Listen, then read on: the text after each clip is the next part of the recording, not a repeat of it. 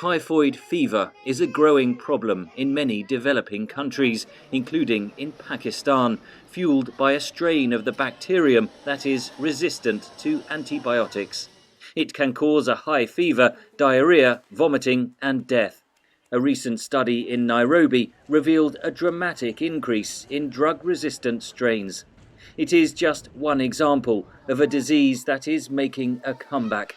The largest multinational study of its kind shows that across the world, an estimated 1.27 million people died directly from infections caused by bacteria resistant to multiple antibiotics.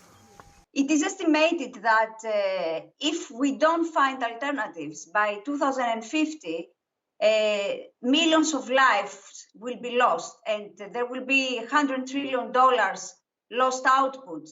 The study, published in The Lancet and led by the University of Washington, analysed data from 204 countries. Poorer nations are worst hit by antibiotic resistance, especially sub-Saharan Africa and South Asia.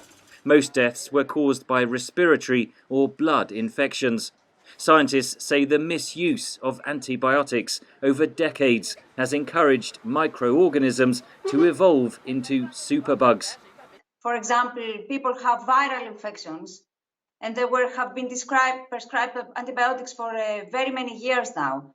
And this, over the years, has made the problem very severe. So the bacteria have become really resistant to these antibiotics. The World Health Organization has warned that none of the 43 antibiotics in development or recently approved were enough to combat antimicrobial resistance.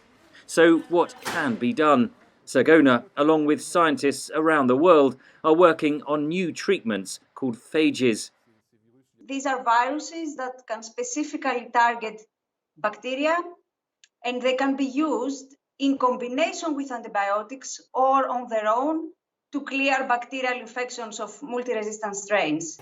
Despite the promising new treatments, scientists say it's vital that existing antibiotics are not overused to help slow down the development of the ever deadlier superbugs.